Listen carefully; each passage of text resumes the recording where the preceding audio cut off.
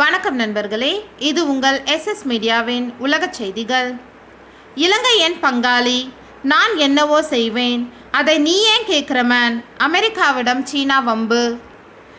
இலங்கையில் தாம் மேற்கொண்டு வரும் நடவடிக்கைகளில் தேவையே இல்லாமல் தலையிடக்கூடாது என அமெரிக்காவுக்கு சீனா எச்சரிக்கை விடுத்துள்ளது.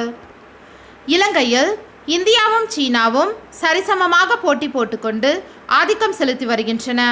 இந்த நிலையில் அமெரிக்காவும் தங்கள் பங்குக்கு காலூன்றுவதில் கவனமாக இருக்கிறது.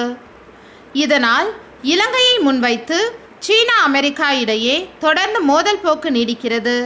அண்மையில் அமெரிக்க அதிகாரியான தாம்சன் சீனாவின் இலங்கை தலையீடுகளை காட்டமாக விமர்சித்திருந்தார்.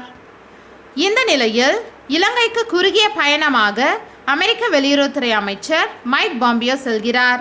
இந்த பயணத்தை முன்வைத்து கொழும்பில் உள்ள சீன தூதரகம் அறிக்கை ஒன்றை வெளியிட்டுள்ளது.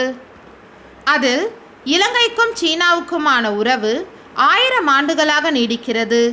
தேவையே இல்லாமல் அமெரிக்கா இலங்கை விவகாரத்தில் தலையிடக்கூடாது. இலங்கையுடன் எப்படியான உறவுகளை பேணுவது என்பது சீனாவுக்கு தெரியும். பாம்பியோவின் பயணத்துக்கு முன்னதாகவே ஏன் இலங்கைக்கு பெருமளவு இராணுவ வீரர்களை அனுப்பி வைக்க வேண்டும்? இலங்கைக்கு பாம்பியோ வருவதால் கொரோனா கட்டுப்பாட்டுக்குள் வந்துவிடுமா? இலங்கையின் நன்மைக்கா பாம்பியோ இங்கு வருகிறார் எனவும் சீனா தூதரகம் கேள்வி எழுப்பியுள்ளது. இந்த வீடியோ உங்களுக்கு பிடிச்சிருந்தா லைக், ஷேர், கமெண்ட் பண்ணுங்கள். நம்ம சேனலை சப்ஸ்கிரைப் பண்ணுங்கள். மறக்காமல் பெல் ஐக்கனை ப்ரெஸ் பண்ணுங்கள்.